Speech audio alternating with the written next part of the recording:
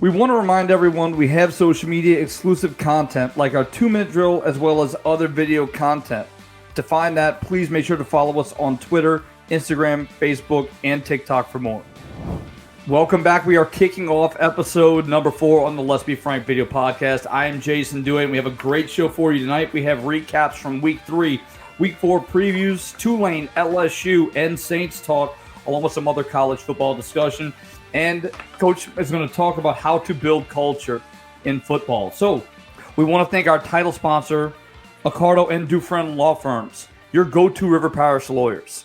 I want to once again thank them for being the title sponsor of our show. Without them, we wouldn't be able to do this. So we're going to bring on head coach Frank Monica.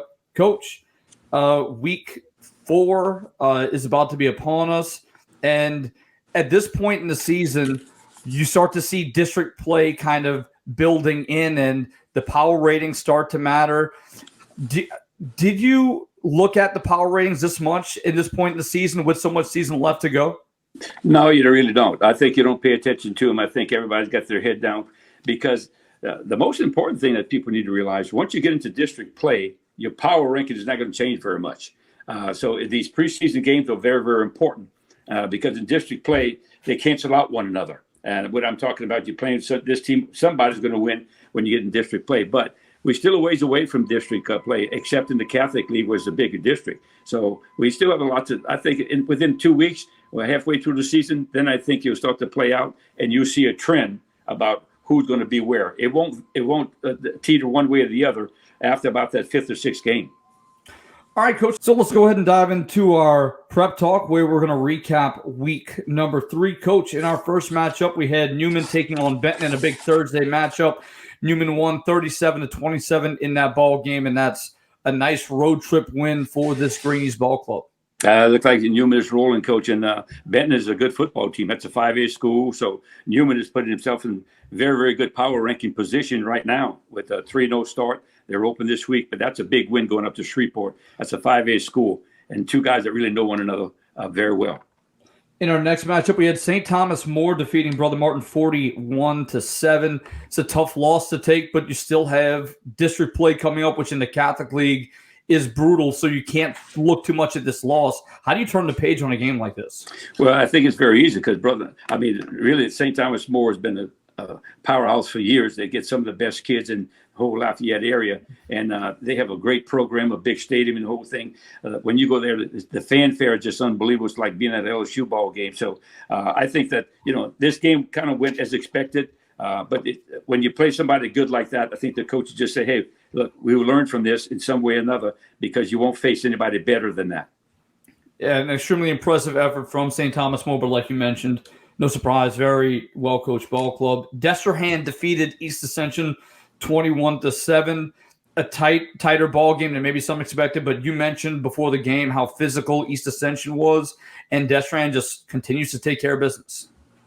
I tell you, I don't know if East Ascension ever finds any kind of offense. They're just not very good on offense, and I don't know exactly what's going on with the quarterback situation, but they have a very, very big physical team. They're, by far, you've heard this before, the best 0-3 team you've ever seen, and they're pretty getting off the bus now. But I know they played with Destrehan for a while until they finally pulled away. But if they could score, they could make a run. But right now at 0-3, look who they've played. They've played some great competition: West Monroe, Zachary, and now Destrehan. So they don't shy away. So in their district, they will make a run. Yeah, brutal pre-district schedule for East Ascension. We'll see if they can get a win in week 4. Carr took on Warren Eastern and won 48-14. Probably not the score we expected. The result might not be shocking, but Carr has not lost to Warren Eastern since 2015, which is pretty incredible.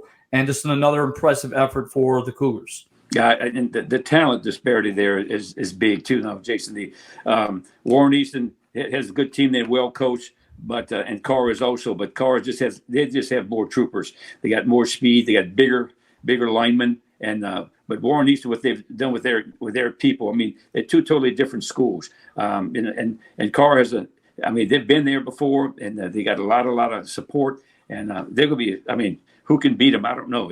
I think Game 10 against John Curtis is going to be something to behold. In our next matchup, we had Holy Cross defeating Chalmette 28-20. Holy Cross off to a nice start, and a little bit of a former crosstown rivalry game there, and looked like it went down to the wire. Yeah, it did. I think Chalmette made a bunch of errors. I think Coach Tucker was talking about that, how he made a lot of mistakes in that game they don't commonly make. And but Holy Cross, they have 4 or 5 guys that can really go, and they're game breakers and game changers. So you can see. I think you could probably predict that they would win, but I think Chalmette had a chance because they're a lot better football team this year than they've been in the past. In our next matchup, we had LCA defeating Jesuit 51-18. Coach, LCA is just a juggernaut. They're a fantastic ball club. Yeah, they're averaging over 50 points a game, and Jesuit's playing with a lot of young guys out there, 9th and 10th graders, and so it's gonna take a while for them to grow up. And unfortunately, the district is relentless. Also, it's not going to give them an opportunity to grow up. So it could be tough just trying to keep those kids focused from week to week. In our next matchup, we had Shaw defeating Rummel 43-28. Coach, it's been a while since Shaw has won this game. Have you ever went through a drought like that against a rival, against a big time matchup, and just the emotion that comes out, whether it's been consecutive years or not? Just what's the emotion after winning a game like that you haven't won in a long time? Well, the emotion is big.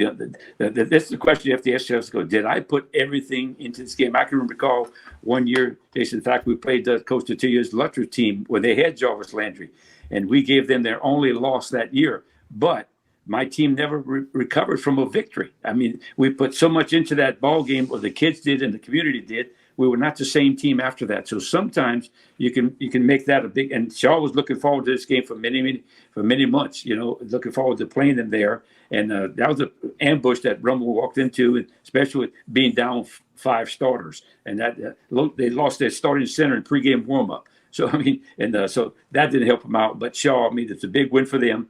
And Coach Tierney is saying right now, because of that win, that they're back. And I saw them week 1 against St. Charles Catholic, and they certainly are a different looking team than they were a year ago. Coach, to be fair, because I was on that St. Charles team. To be fair, right, the team that we lost to in the playoffs was a Redemptorist team that had Jeremy Hill and Leo Collins, and I can't remember the guy's name. I believe it was Avery Johnson, and that was Patrick Peterson's brother, who's a fantastic athlete as well. There was a lot of talent on that team. And Kuntz, yep, he was the quarterback. Yeah, fantastic exactly. Ball club. Yes. So in our next matchup, we had Zachary taking on St. Aug, 17-7 ball game. Zachary continues to handle their business. St. Aug, a very good ball club, but again, Zachary continues to build throughout the year. They had maybe a few bumps and bruises earlier in the year, but again, continuing to grow. Oh, they're talented, and what did help them, the fact that they didn't have to play Curtis prior to that, so they could spend a little bit more time, an extra week of practice against St. Aug. So I mean that had to help them a lot, but can't take away the fact that they're well coached and they're one of the better teams in 5A. In our last recap, we had St. Charles defeating Turlings Catholic 48-20.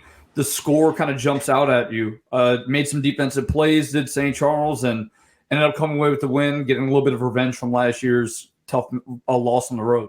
Right. Turlings came in there with a nice run. They were averaging over 40 points a game. Their offense was really rolling, but St. Charles didn't miss a beat. St. Charles had real good skill, and they only punted the ball one time and went up and down the field. Turlings couldn't stop them. And, if you can't play defense, it's going to be a long, long night. But St. Charles did a nice job of mixing the plays up and just getting some distance in there. And they got a pick 6 at the end. But at the end, Turlings kind of went forward on 4th down. But even so, St. Charles dominated that game. It was close in the first half, but they dominated the game and showed that their program is just so much further along with the special teams and involved in their good defense and an offense that just takes care of the ball. And special teams is a part of the game that you emphasize so much, Coach, for obvious reasons with your experience in college.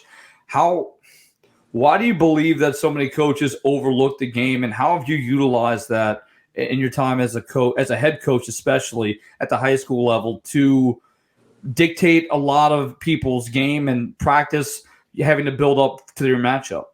Jason, a lot of people think about the special teams as the kicker and the punter. But they forget it's the teams. your kickoff team, and the hidden yards is so important. But the way we practice with the K periods, you had 4 K periods at the beginning of the practice. K means kicking periods, and that's 5 minutes long. So that's 20 minutes, and everybody stops. In other words, everybody participates in the special teams and works with it. All the coaches, all the players stop and they work with it. We put emphasis on. Unfortunately, a lot of high school coaches think that special teams is just a transition from offense to defense and just give me the ball back or let's go play defense. But they don't realize that at St. Charles, it's about making a play. You use that as a let's make a play here. Let's get a great kickoff return, a punt return. Let's block a punt. So we practice that, but you do the drills for that. You just don't do the team part of it. There are drill work that goes in correlation with that. It leads up to the teamwork. So special teams are so important. It's being ignored by a lot of coaches, and all they talk about was the offensive and defensive stats, but they don't look at the hidden yards that a special team can create. Coach, if you can, and I'm sure there's so many, but if you could point back to one game, one moment where a special teams play came through and was so valuable that you can point to and say, if for nothing else, then it was worth it in that moment for my team to practice so much special teams. What's one moment that stands out to you? In our state championship game against A-Meet, we had a 315-pound guy that blocked the punt. He blocked the punt. It led to a touchdown. And, I mean, without that, because the game ended 9-8, so, I mean, without that, we don't win the football game. 2 real fine defensive team playing on the field, but that's just one case. But when you look back at the field position, what we call DSA, the drive start average, that's important when you're playing on a short field. That's why I don't understand why people are not putting in more emphasis on the kicking game, especially return yard, punt return, and kickoff. I've watched a lot of college games. They don't block anybody. I mean, I don't understand it. I watched one Friday night. Nobody was being blocked on it. So all they're doing, they're telling me that on Thursday they're just going through the drill to get to the offense, get to the defense. Coach, I blame you when I'm in the house and I'm screaming at the television at this brutal punt return games I'm seeing and people looking at me. I'm like, man, you don't know. Like this would never. Me and Steven have said quite a few times we want to promote Coach Monica to special teams coordinator at LSU because it's terrible. Yeah, that's bad. All right, so let's look at week 4 previews that we got. We're going to start out with Slidell taking on St. Paul's. Slidell won 21-7 a year ago. Slidell took a rough loss this past week, but returns a lot of offensive linemen up front. We know that St. Paul's has a little bit of an inexperienced offensive line, but a solid front seven led by Gavin Bourgeois. They're a physical football team, too. That's going to be a brutal battle. It's going to kick off their district. They're one of the few teams that have a full district in north of the lake. That's a great district, along with, you have the North Shores in there. That's you have the Mandevilles in there, and the Covington, the Ponchatoula. That's a great, solid district. In every game could be very, very close there. So it's actually who's going to make the plays at the end. You can see a lot of these games go down to the fourth quarter or overtime. And when you look at Slidell, they also have 2 big defensive linemen up front, former all-district players. It'll be a nice chess match to see that game. In our next game, we have Manny taking on Newman. Manny at 2-1. A little bit unfamiliar territory, them losing a game. It seems like they've been undefeated for the past 3 years straight, but they're going to take on an undefeated Newman team. Manny won a game down to the wire, and while a lot of people are reminiscing over Arch Manning, look, Eli Friend has done a fantastic job at quarterback. Just a few weeks ago, threw for 290 yards and ran for 89 in the game. He's a great playmaker, and we'll see how they match up. It was funny how this game transpired because Coach Curtis, that was at Manny, he's since then has left. But he called Coach Stewart and said, "Hey, can we play?" And they went back and forth for a long time before they decided to do that. But it's going to be a very interesting matchup. And, I think Newman's got one of the better teams that they've had in years. I mean, I think they're a complete team now. They can run the ball. They have a quarterback that's very efficient, and they can play defense. And through the years, they have gotten a lot better on special teams. And because I think they, like you talked about earlier, they put more emphasis on it. But man is always talented now. So that could be a great game. But they're coming down here, so that's a little bit different. Great point you brought up. They did block a punt just a week ago, which led to some points. So that could play into it in this matchup. Next, we have De La Salle taking on St. Charles Catholic.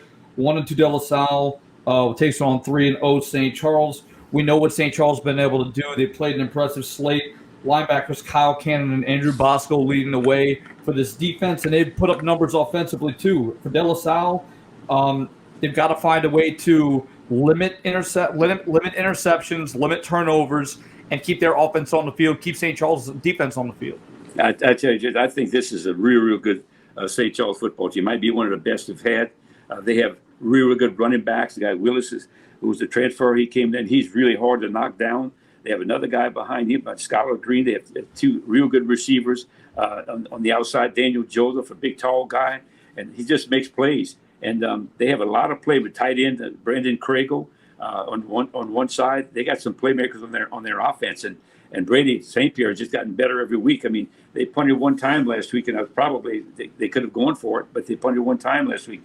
So and their defense is really, really sound. They got some playmakers on defense too. And like you said, Kyle Kenn's he's a college prospect that can run. He goes sideline to sideline.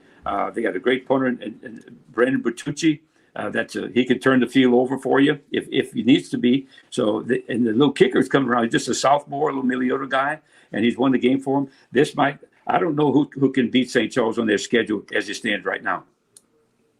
Very good ball club, and we'll see how things play out for them. Jesuit 1-2 taking on Curtis, who is 2-0. Look, Jesuit took a tough one. They took a tough one on the chin against LCA. Curtis had a big win out of state and just have a number of guys that can carry the football and touch the football. And, oh, by the way, had two defensive players in Michael Turner and Jason Curtis score touchdowns on defense a week ago. So the schedule does not get any easier for Jesuit here. No questions about it. I mean, and they go into the Shrine to play one of those games that they moved over there to be like basically Curtis's home field now, and Curtis is loaded, and they're going to go right at you. I mean, when you play against them, you got to stop what they call the hard dive, part of the veer offense. But then all of a sudden, the quarterback will pull it and he'll run. But all those guys will play makers. You got a lot of speed on the outside. For them, there's only one ball to go around. So I mean, who gets it? Yeah, that's the main thing. But what people don't know about Curtis is that they always play great defense. They always be in position on defense, and you see that constantly. They're always where they're supposed to be. And they just have a lot of talent to go with the well-coached team. Coach, how difficult is it to stop that veer offense specifically? You've had so much experience coaching against it. Why is their veer so much different and so difficult to stop as opposed to maybe some other teams that run it in the state? Because they drill it so much. It's drilled into their kids. All their teams from the fifth grade down are running the veer offense when they get there as a fifth grade team. So they run the exact same offense. And if you watch them closely, the quarterback mesh point is actually into the line of scrimmage. So their takeoff is they'll get in the 4-point stance and they're taking off. They're blowing you off the ball. And if you can't stop the hard dive, you're not going to win the football game. It starts with that. But they have other plays they can go through too. But if you don't stop the hard dive, you don't have some beef up front to stop them, they'll just blow you away. And you look up after every handoff, you look up and you say, well, we stopped them there, but they gained 4 yards. Say, wait a minute, you thought you stopped them. But if you watch their offensive line, their surge is unbelievable. And the quarterback steps into the line of scrimmage. He never makes the mesh point behind the line of scrimmage. And that's something that people don't realize until you play them. Thank you, Coach. In our next matchup, we have Destrehan taking on Hahnville. Destrehan obviously undefeated 3-0 on the year. Hahnville getting their first win just a week ago. Coach, Destrehan has largely dominated this matchup over the past few years, and understandably so. They have a number of talented athletes on this team, like we talked a week ago to our guest. And, Hahnville getting their first week coming in, what's your message to a team when you're playing a rival of this magnitude? And we know how big this rivalry is in the river parishes. What's the message that you have to drive home to your team when you have had so much lack of success against this type of rival? Yeah. Well, I think the most important thing that you got to remember, don't do anything uncharacteristic. It's such a big game, and you do things that are uncharacteristic in your practice preparation. Don't say, well, we have to install this play, and you build it up to be so big, then all of a sudden you can't run all your offense or defense too. Sometimes you put too much in, and you can't get to it, and the kids get confused. You heard me say this before on this show. A rabbit always runs to his favorite hole. If you want kids to play fast, they must first know what they're doing. And I really, really believe that. And I always use the analogy. In this ball game, on the side note, I just watched on TV how they're already having some people going back and forth across the river, and they're trying to trace some people that have done some things at one another school or stuff like that. So it is a big rivalry. But the most important thing, don't change what got you there. Just make it better. And I mean, I think your players need to know, okay, in crunch situation, what are you going to call on defense? What you're going to call on offense? Because that's what I know. I play fast if I know that, And I quickly just use this analogy. Just used to always say this to my players, if you tell me how to get to your house before the GPS and all these cell phone deals, you tell me how to get to your house. I've never been there. I'm going to go real slow. I might even stop and ask somebody. I'm going to go real slow. But once I've been to your house once or twice, I'm not going to worry about it. I'm going to get there and go a lot faster. Well, football players the same way. When they don't know what to do, they'll slow down or maybe even stop. So it's important that you don't overload your players and you just play as hard. Remember, after about the first 2-3 minutes of the game, that emotion is gone. It's all about going back to fundamentals. Thank you, Coach. In our next matchup, we have Brother Martin taking on Washington Parish. Brother Martin 2-1 with a chance to get back on the right side of winning. I think this is a good opportunity. This is a physical ball club from North Louisiana and Washington Parish. They both are. This would be a battle of the trenches of both teams. You're right. Brother Martin would be a little wounded, trying to get back in the win column. Washington Parish, if you play them up there, the word was, I know when Rummel played them, they lined up in the backfield and went right at people and just put an extra lineman in the backfield. And just got to be very conservative, but it ended up being a game-winning drive. So I don't know if they can continue to do that, but I do know they have some two real big linemen that Brother Martin's going to have to contend with. In our next matchup, we have Rummel taking on Holy Cross. Rummel sitting at 1-2.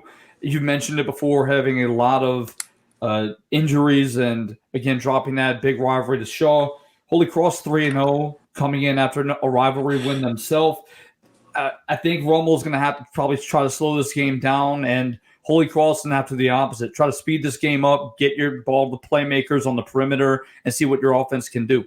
Exactly. I think Holy Cross probably licking their chops after Rummel's defensive performance last week, and they took advantage of some guys being out, and Shaw just ran the ball at them, and I don't know if Rummel had any answer. So, but Holy Cross seemed to have a lot of speed on the outside, and I'm sure they'll try to win the jump ball contest on the verticals and stuff like that. I think you're right. I think Rummel's best game plan is to try to keep the ball away from them and run the ball a little bit more and try to keep the explosive offense off the field.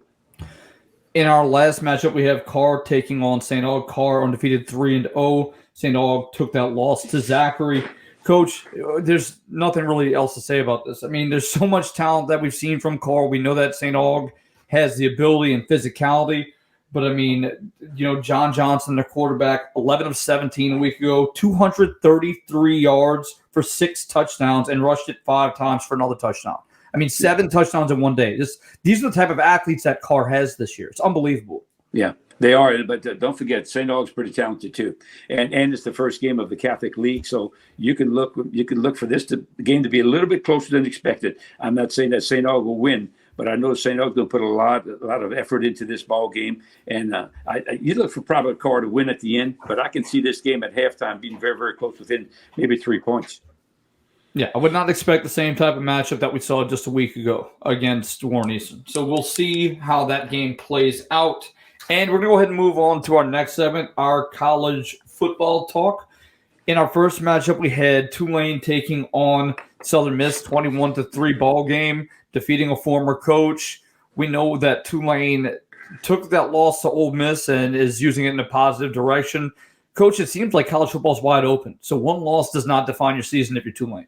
No, and really, I think had Pratt been there, and he wasn't there Saturday either, the score was kind of lopsided.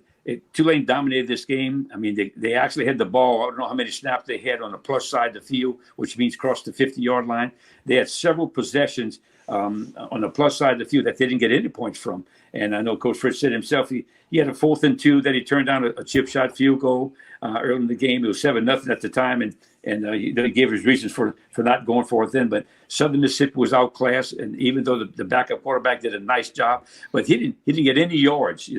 He actually didn't have a rush. Well, he had a quarterback sneak for a touchdown. That's the only time the whole game he ran. That's what they missed, not having Pratt. Pratt can extend the play with his legs. He can run the zone read. Well, this guy, he ran the zone, but it wasn't a zone read because he just handed the ball off, so he was not a threat to run. But basically, it was a solid win for Tulane, and they outclassed Southern Mississippi. In their next game, they're going to take on Nichols at home. When you're transitioning from a conference game, and again, getting a win over a team that you lost to a year ago, so there's definitely some emotion behind that. What do you look for in a matchup like this where you are supposed to win and you're supposed to win handily? Well, it's not fun to play Tulane because they're so well drilled, and Coach Fitz is going to have them ready. And I think that Michael Pratt might be back this week, but he's going to have them ready to play because he doesn't want somebody like Nichols to sneak up on him. On the other hand, Nichols got to look at this as a great opportunity to maybe wait a minute. I can make some noise here with a win here. The starting center, Evan Rochelle, came to the game the other day at St. Charles, and he said, "Coach, we're going to be ready." So I don't know if that would be good enough for him to win the game. But I think Tulane's got Tulane's attention for sure. I don't think they're going to sneak up on Tulane, but yet Nichols got enough players that they can make some noise. All right, Coach. In our next segment, we've got LSU recap. LSU defeated Mississippi State 41-14. An incredible offensive performance by Daniels at quarterback, and then you have Neighbors who had a field day against this Mississippi State defense. It seemed like he was uncovered the entire game, running free in the secondary, and it made Daniels job a lot easier at quarterback. That's for sure. The defense, we discussed it a little bit before. I think it's a little bit deceiving. I think you do have to look at the amount of wide open passes that Mississippi State couldn't connect on. Credit to LSU's defense for looking better, but still have some work to do. Coach Kelly made some comments in the paper. The players went to him and asked him to tackle live, and I thought that was very interesting. And because, sometimes you can create a soft team by not actually hitting at practice. They need to learn to hit. And it showed. And he said when one of the players, two of their players went to him and said, "Coach, can we tackle live?" And they did that. Well, their tackling was really improved in that ball game because it was sloppy against Grambling. It was sloppy against Florida State as far as the tackling. And you saw the difference, even though Daniels had a great day. But, the Neighbors, it wasn't like he was wide open. There was some nice throws that he put right there. Its cornerbacks running right with him. And, one of them was a fourth down call. But I really was impressed with the way they played. Now, their defense played lights out, and the quarterback is not bad for Mississippi State. He's a proven quarterback in the SEC. And I don't think Mississippi State's that bad. But they transitioned their offense. And they went for the offense that was a spread wide open offense. And they went to more of a ball control run offense. And you can tell they're having a problem with that.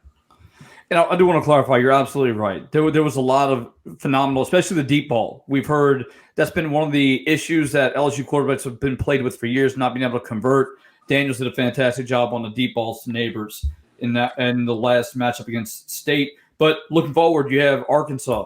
And when you have a game in LSU and Arkansas that one team builds this game up to be their Super Bowl, and this is a game that you've largely overlooked for years, it snuck up and bit you quite a few times. So how do you keep a team focused when this might not be the marquee game that you have circled on your schedule, but this is the other team's Super Bowl?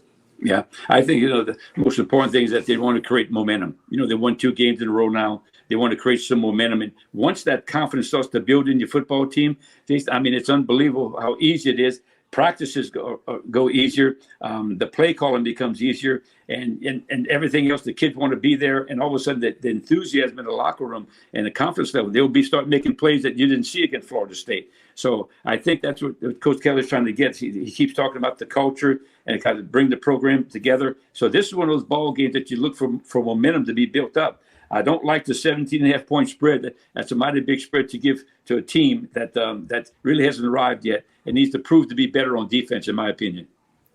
It's a lot of points, especially as I mentioned, when there's a team that builds this game up to the level that Arkansas does. I think that's a large line. We'll see if LSU can cover it and keep winning.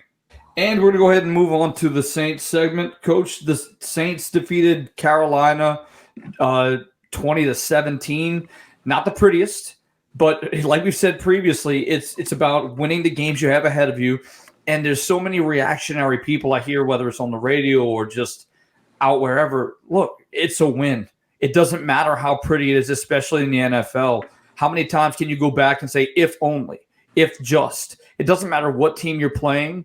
Every team is good. Every team has talent, and every win matters, especially when you're doing it without your starting running back. No question. Two of them, both of them are out. And I think the big thing, they're not an explosive offense like everybody wants to see right now, but they really have never been that. Even when Bruce was there, they were kind of a team that nickel and dime with a lot of completions and getting the red zone. It looks like they're having red zone problems, and they got down there a couple of times to settle for field goals and stuff like that. But at least they're coming away with points. And I know they had a turnover there, but the bottom line, how many times have they lost ball games like this? But they're coming back on the road with a win. You said it best, Jace. All these guys are getting paid. When you get a win in the NFL, that's super. And at the end of the year, that accumulates and that gets you into the playoffs. The little things make the big difference in the end. And whether it's a play on third down or fourth down or whatever it may be, just win the game. Just find a way to win, and then the rest will take care of itself. The Saints will take on the Packers this week. Another young quarterback taking on this really good defense in the Saints. What do you expect in this matchup? Well, I think Love is a good quarterback. I think he's got mobility. He's got a fine arm. And they lost the game at the end. But go to Lambeau Field. That's a tough place to play. I've been there, and I mean it's community owned. It's owned by the fans itself, and it's really quite a spectacle to go there. But the bottom line, I mean, I think the Saints will be better than they are right now. They're more proven, but I do think that they need to get have a little bit more flow to their offense, and I think that's going to come over time. I think Carr is a good manager of the game. I don't think he's great, but he's a very good manager of the game. It looks like he's very competitive, and that's what I like about him. And he supports his teammates. He looks like he's into it an awful lot. So, we're all pulling for him, but it's going to be awfully tough for them to pull that victory off at Green Bay. Coach, we've seen in a lot of NFL quarterbacks, Carr included, Joe Burrow, a lot of LSU fans out there listening is another one, really slow, almost slow off the blocks this season. How much do you credit that to maybe not taking enough reps in preseason play, or what's your thoughts and feelings on preseason play as it relates to quarterbacks and starters in general? Yeah, if you notice, I think you need the reps to keep your timing. I think that's very, very important. I think you get rusty. You tend to throw the ball off your back foot or not really know the reads real quick. And I think you just need to be there. You need those reps. You need to have the noise. I've always practiced at the end of every practice. I wanted a pass rush for my quarterbacks, and I wanted them to understand the noise and people at your feet. It's easy when there's no rush right there just to pick on 7-7 scale pass. But when all that noise and people are yelling and screaming at you, trying to tear your ears off, I think you need that pressure. And that pressure comes in practice. But, yeah, I must say this, Jason. If you look at a lot of games, every now and then there's a busted coverage, in the NFL. But most of those completions, if you look from the quarterback standpoint, we see it from a higher angle. We see it from a drone or a higher angle. We see it looks like it's easy to play. But when you're down there and you're 6'2", and all your linemen are 6'6" or 6'7", and the hands in the air by the defensive back, you don't see that field as easy. So it's very easy to throw picks. And so you better know there's a lot about a quarterback is anticipating where the receiver is supposed to be. And if he's not there, he looks foolish. But on the flip side, in the NFL, its coverage is always tight, and you see the ball just right there. It's a matter of 6 inches inside number, outside number, whether it's a completion or not. And that's what the average fan doesn't understand. He gets to second guess it. He gets to see the route. Why did you see this? But when you see the pass rush and those throwing lanes are not opened up, it's awfully hard for a quarterback to see the whole field.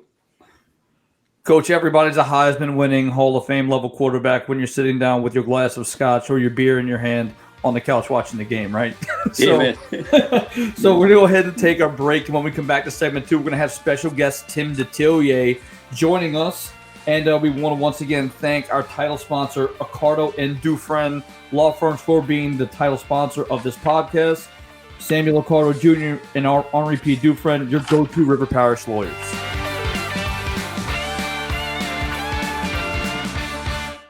Samuel Accardo Jr. and Henri P. Dufresne, your go-to River Parish lawyers. Experience, tenacity, and results. Sammy Accardo and Henri Dufresne provide comprehensive legal services in personal injury, hurricane claims, business litigation, successions, and estate planning. Our trial experience, know-how, and commitment to protect and serve our clients is unparalleled. We provide complete real estate, title, and escrow services through our affiliate, State Title LLC. The River Parishes is our home, and serving our communities is our passion. Based out of Gramercy, Louisiana, LSR produces Southern cane, pure cane sugar, which is only grown, refined, and packaged in Louisiana. LSR utilizes the latest innovations in technology, as well as ensuring the growth and stability of Louisiana sugarcane farmers by integrating more than 800 growers in the industry's economic structure. Southern cane is available in your local Associated Grocers and Rouse's supermarkets. Since 1972, Riverlands Insurance Services has been dedicated to securing the best insurance products and services available to protect you, your family, your assets, and your business. Our goal has been to establish a strong relationship and partnership between you, the insurance company, and our agency, creating a circle of success that prepares for disasters before they actually happen.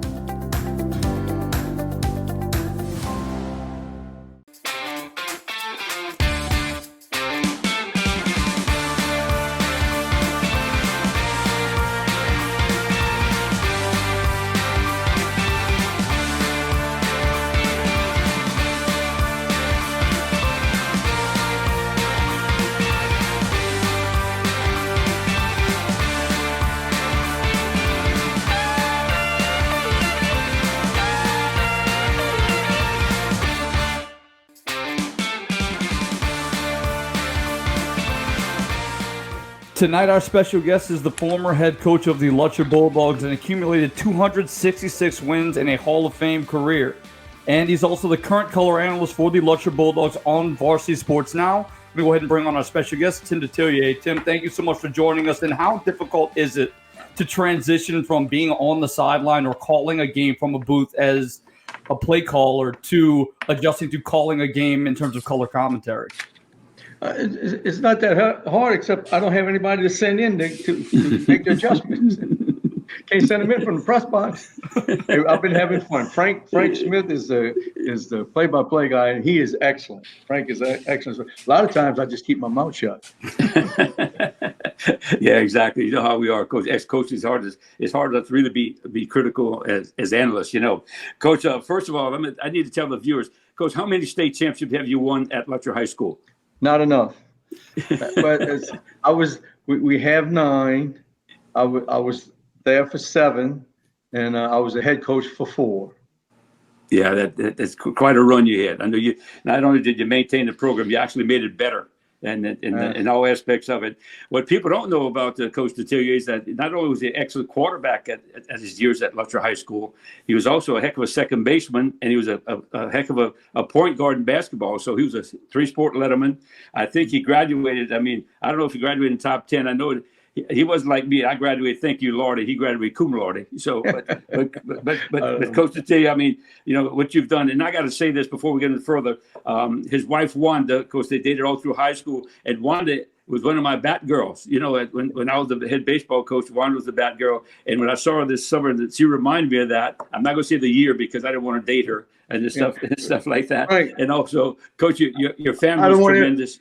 I don't want to interrupt you, but I'm thankful she's a bat girl because now I'm the football coach, and I don't want to mention any names, but AD was a little tight. You know, his initials was Frank Monica. But anyway, I didn't have a hat to fit me. And all that season, I wore her hat that you gave her as a bat girl. That's the hat I wore. Oh, I owe you a hat. Also, Coach had, Weeda and Paul, personal friends of mine, Fauché and Wade was actually one of my managers. And God bless you. Yeah, so that family, we go way back. Coach, I'm just talking briefly a little about them. There have been many changes with the LHSAA, and a lot of people don't know is that you were part of the executive committee for a while. You were in all sorts of committees when you were in high school. You were very, very active as being a member of the Louisiana High School. I led the league in committees. and you were part of our very first Louisiana Football Coach Association committee that we started way back when. And but so you Coach, what's your thoughts now about the LHSAA and all the things that's going on with it, and how the things have changed, evolved over the years? I don't think we have enough time on a podcast to cover all that. I've kind of lost touch with everybody. Saw new faces and stuff, but I know Mr. Bonin is trying to, when the select, non-select hit, I mean, Mr. Bonin wasn't there, and it was unfortunate, but what he did, I thought last year, I thought was a move in the right direction, and I told him that. I really thought he did a good job. Of course, now with the lawsuit and stuff, and it's kind of up in the air. Nobody knows, so I don't know where it's going, but usually, I was friends with everybody in there, and I'd always know what's going on, but I don't know anybody. So I'm really out of touch. Whatever Robin Fambro writes in the Morning Advocate, that's about what I know. That's exactly what I do too, Tim. And I talked to a couple of guys that are in the know, and they help me along those ways. But everybody, everything's up in the air. Coach, I do want to say this. So let me just say this. I thought this year's championship, the majority of the coaches, private and public, I thought every one of them would agree it was an improvement. And really all they had to do, in my opinion, is take a vote in January. And I think Mr. Bonin was a little scared because he thought maybe they would vote it out. But there was a lot of public schools that really liked it. Just a breakdown of it. It was close in enrollment and what have you. I thought it would have passed easy. And had they had that vote, we wouldn't be having this mess right now that we have. Exactly. I agree with that. Nobody wanted Carr to go back into public school for sure, But Coach, let me switch a little bit. Coach, what do you think of the game of football itself, and the way the rules and the way they've changed? What's your take on football and the way the game is going right now? And we'll talk later on about the transfer portal and NIL stuff. Okay. It's I was on with Max Chauvin every year. I don't know why, but he would take me and somebody else, and we would go to the rule changes and stuff. The only problem is when we went to the rule changes, it was guys a lot older than me, and I don't have that much hair, but I had more hair than everybody else there. And they didn't want to change anything, but obviously they've kind of moved it up to par, and I think it's helped the rules somewhat. Has helped the offense a little bit, but it's okay. The problem right now in Louisiana, anyway, there's a shortage of officials. We have some excellent officials, but not enough of them. And I go every Friday night, and hey, we're all human. We all make mistakes, but back in the day when you and I coached, it seems like we knew them all, and now I don't know any of them. Coach, over the years, you had a lot of success naturally with all your state championships and being in the Hall of Fame. Who are some of the better players? Can you recall some of the better players that you've coached? One that jumps out at you, everybody talks about Terrence Jones. Okay, well, I'd have to start with Terrence Jones. I mean, he was, they call him Tite, and he was he can throw it, but boy, he could run it just as good as he could throw it. He had a real strong arm, but also had the touch. He was offensive coordinator at that time. It was he was in the early '80s, and of course we won it in '83. And he was one of the main reasons. Of course, we had a guy in the backfield he could hand it to was Tommy Minville. Yeah, he went up north. I think it was Northeast at the time that he signed, and he was that gang with WAP and LSC Mail and stuff. Whenever we gave the ball and there was a pile, and Tommy would run and the whole pile would move, and they were yelling in the stands, "Put the blade down!" But anyway, after that, we always were blessed with skilled players. I guess the next best one was most probably Webster, Gavin Webster. Mm-hmm. He was a lefty. But he wasn't as big as Terrence, but he was as fast, as smart, had a good arm. He was. I was just blessed. We had great receivers. Of course, Jarvis Landry. But before Jarvis, we had his brother, and this was this would be 2003, and he had several scholarships offered, and he was a good receiver. We were fortunate enough to win the state championship with them. And look, that's after losing 4 games. And then I don't even know how we made the playoffs, but we got hot at the right time. That's some great players, Coach. Yeah, Brad Zeller. Seemed like some of the great ones were all left-handed. I don't know what's up with that. Coach, I had the fortune to have a guy by the name of Lionel Washington and Wilfred Simon. Poor Wilfred, we had Lionel on the podcast last year, and Mac, as we call him, and then he's in the Hall of Fame, in Louisiana Hall of Fame. And then, Wilfred Simon, he was a great player, but every Monday, Coach, to come to my office, Coach, I can't practice. I said, what's wrong? He said, my arm hurts. Every Monday he had the same arm that was hurt. That's the Wilfred I know. but come Friday night, he was lights out. He was healthy again. Right. Coach, tell me a little bit about the Lutcher Quarterback Club. It's still known as one of the best quarterback clubs in the entire state because of participation. It's an all-male club. It is. Well, today's Tuesday, and tomorrow everybody's gonna want to know, well, why you didn't come. And I'm gonna tell them, Frank had me in the podcast. It's gonna be all Frank's fault. But they start on Monday cleaning the chicken. They'll cook anywhere between 600 to 800 lunches. Now, not that many people come, but they start selling. It used to be 4, now it's 3. I think now it might even open up at 2:00. But they'll sell, well, just depending on the weather and what have you, between 400 and 600 during the day, and then they always keep at least 200 for the meeting. And now the crowd hasn't been as big as when you and I was there, but last week when I went, it was about 130, which I know some high schools would die just to have 130 people come to the Booster Club meeting. But back in the day, we'd have 150, 160 easy, and then for the big game, we'd be pushing 200.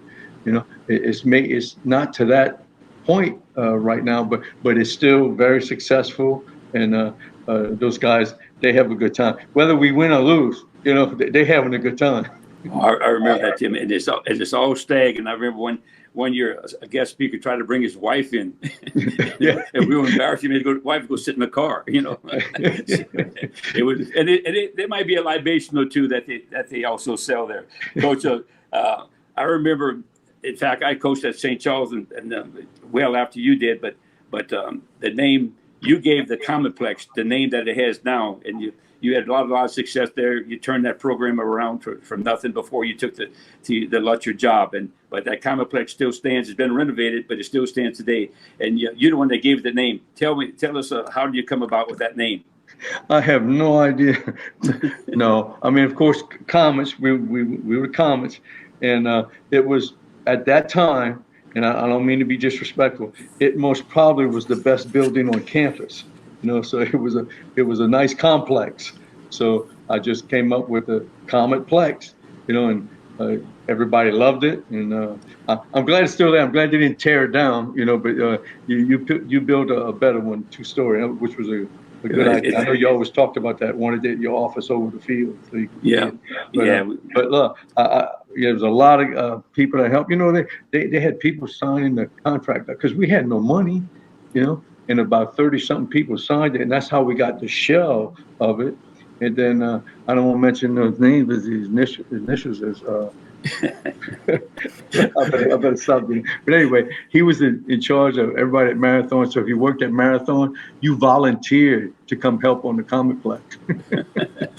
I remember the story. George, he's a good guy. I got a little secret too, Tim. When we built the new building, and we had to register to get a permit, we put it down as a tractor shed. So, we had a big roll-up window, so in case anybody came to inspect it, we put a tractor in there. So we weren't lying. Coach, I want to swap you to just a little bit. What's your opinion now about the NIL? My fear is that the NIL stuff has already crept into high schools, and what change would you like to see happen in sports? I'll sum it up in one sentence. I've been saying this for months. It's the ruination of college football. I can't stand it. I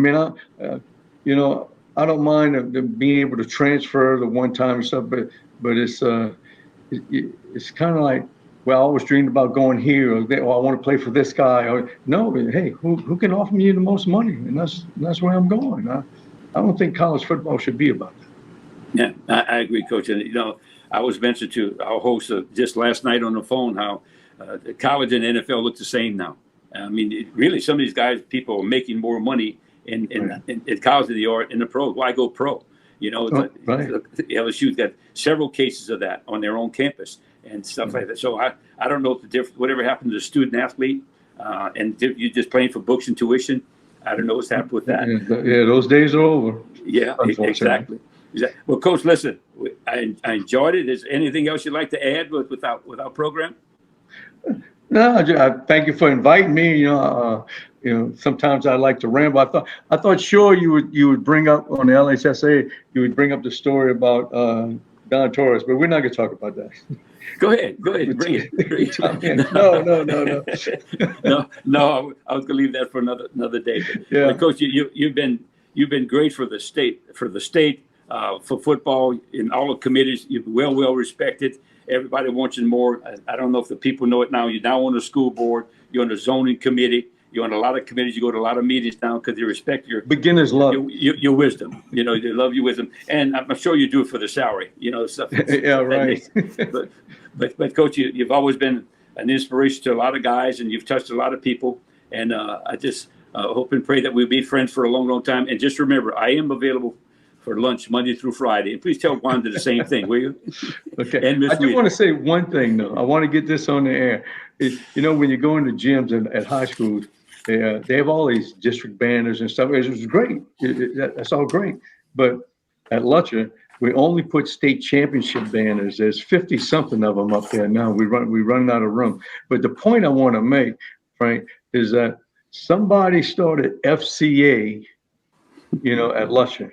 I don't want to mention no names, but his initials was Frank Monica, and he might have left a guy high and dry because he took the Tulane job and left this guy with 2 buses full of wild kids to bring him to Mount. But all I want to say is, seems like when we started the FCA at the school, we really were just really blessed with when you see all the bands. I tell everybody, hey, y'all look, and hey, we started FCA in the mid '70s. I said, look from the mid '70s on and count those banners. So when you promise to give all the glory to him, he takes care of it. So I just wanted to mention that. And thanks for starting that. I thank you so much, Tim, for bringing that up, because our first time we went to Estes Park, Colorado, and Paul Keller gave us a van from the parish with no spare tire. Didn't know it at the time. 26 consecutive hours we drove to get there with 8 guys. Now that group came back and started a band. That was pretty cool. That's what that originated. But Coach, we thank you so much, and please give the family my best, and we'll be talking soon, I'm sure, often. I hope so. Hey, thanks for having me on. Appreciate it. Thank you, Coach. Thank you. Bye-bye. We want to once again thank head coach Tim Detillier for joining us on the Let's Be Frank video podcast. We'd also like to thank LSR for being a sponsor of the Let's Be Frank podcast. LSR produces Southern Cane, pure cane sugar, which is only grown, refined, and packaged in Louisiana. Southern Cane is available in your local Associated Grocers and Rouse's supermarkets. We'll be back after the break.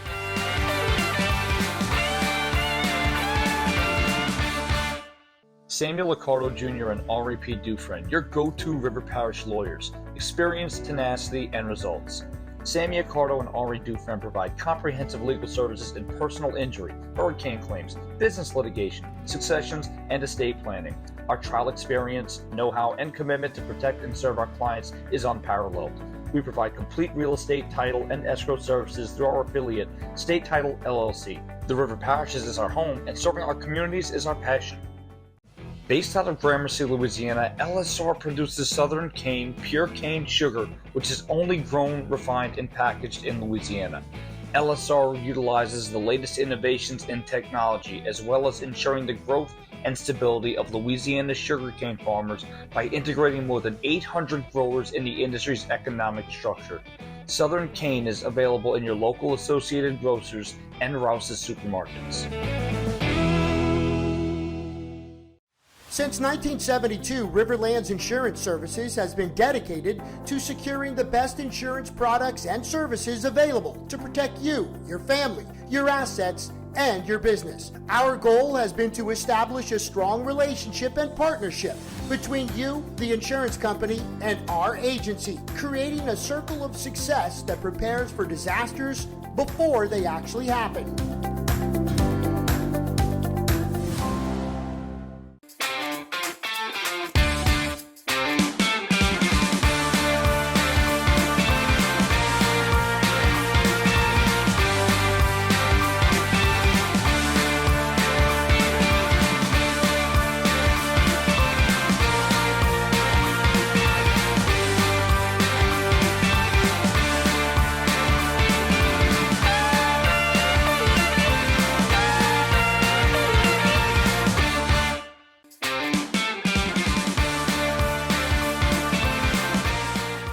Welcome back to segment 3 of the Let's Be Frank video podcast. And before we get started, we want to once again thank our sponsor, Riverlands Insurance, for sponsoring the Let's Be Frank podcast. Since 1972, Riverlands Insurance has been dedicated to securing the best insurance products and services available to protect you, your family, your assets, and your business. So we want to go ahead and get started with our Let's Be Frank segment. Today, Coach is going to discuss spread offenses getting less penalized. Coach, can you discuss why that is and how you maybe built that approach into your game? Well, I'm talking strictly from experience, Jason, as a high school guy. Now, in college, it's a little bit different because these guys have more training and more clinics, and you get a lot of new guys that get into the officiating business, which is hard. I want you to understand there's a big officiating shortage in Louisiana, probably all over the country, because people don't want to do that anymore. But the bottom line is, what I've noticed, that if you're a traditional huddle-up football team, the game slows down a little bit, and officials are in better position to see things, and they'll pay more attention to a slower team.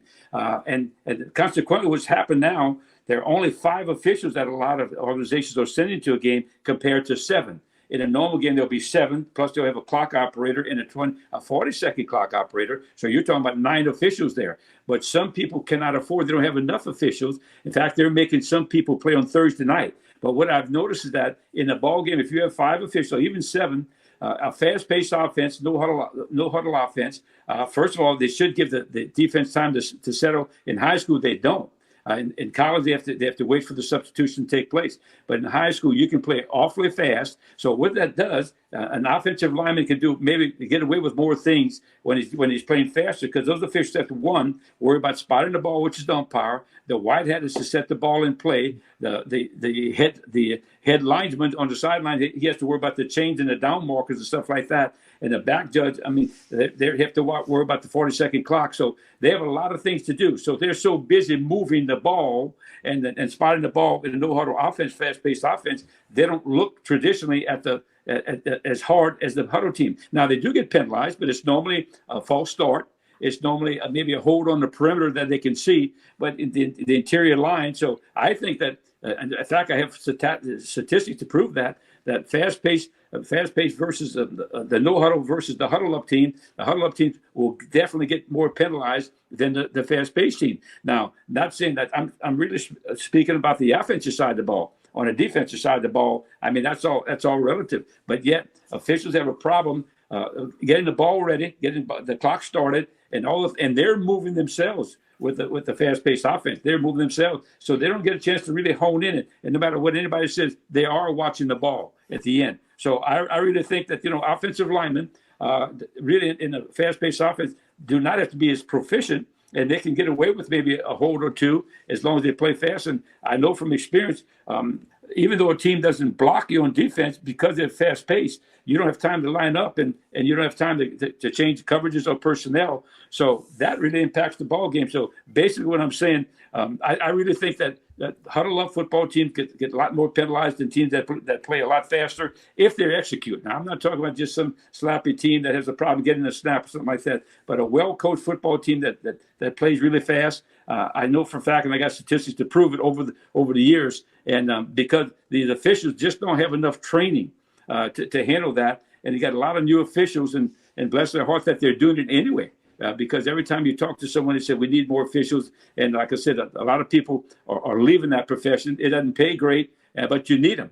They're necessary evil, and they have to learn new rules every year. So you see that all the time, with the penalties and stuff like that, not knowing exactly what's called. The obvious things are there, the interferences and those things. But I think, going back to my original point, I definitely feel that spread offenses get penalized a lot less.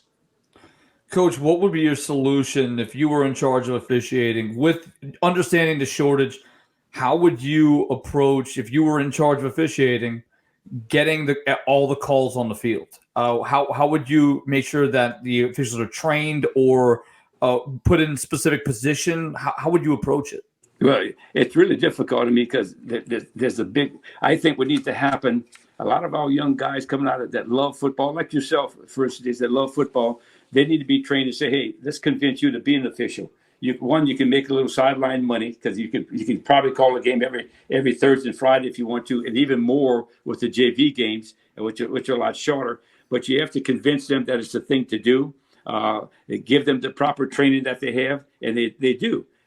Coach Lee Houston is in charge for the LHSAA, and he's always begging people to try to find younger people coming out of high school that played. Let's start training them early, and who knows where they'll be. I know Jason Leday, who's a St. Charles graduate that played for. He's now in the NFL as an official, and he loves it. So who knows where that's going to take you one day and stuff like that. But it's awfully difficult to convince people to do that because it's not for the money, but they have to have the love of football first, and they might want to do that. Now they have to have the time to do it. If they have a busy family and stuff like that, I understand. But it's a thankless job. But they need to. I think the coaches need to get involved with it. The coaches need to convince and talk to people in the community at booster clubs and say, hey, why don't you guys just start on the lower level and see if you like it. If you don't like it, it's fine.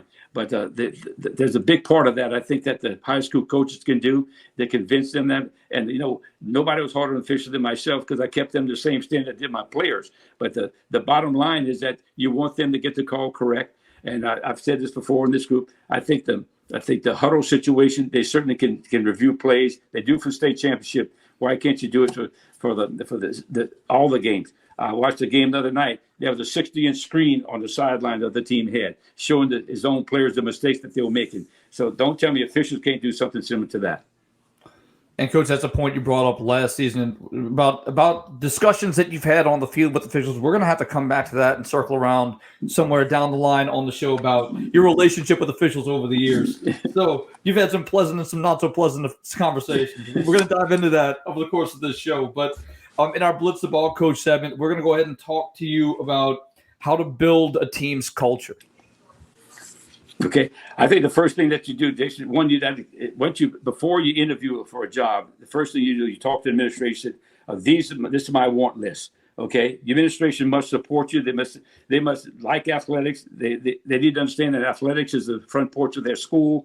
I think that's important. They must give you the finances to get buy shoulder pads and helmets and footballs, and also pay the coaches. Because you can't do it by yourself. You need real good coaches. Good coaching staff are hard to find, and good coaches nowadays are hard to find because a lot of young guys want to go into coaching, but they understand they have to teach too, and a lot of them don't want to teach. They just want to coach. Well, unfortunately, they can't take a spot up and just be a coach because they're kicking some good teacher out of the school. So I think it's important. The administration needs to help you with the scheduling of the athletes. It needs to help you in terms of hiring good people around you, and always support staff.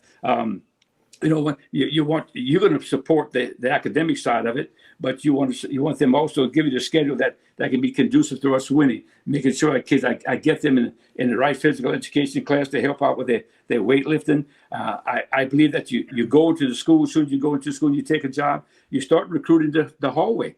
In other words, you go up to us and said, Sunday, I want you to do something. I want you to come out for football. And he looks at you, gives that. They go on to look like, who are you talking about? I said, why don't you try it? I can't tell you the amount of players that I've gotten out of the hallways, and just by one thing, by asking them.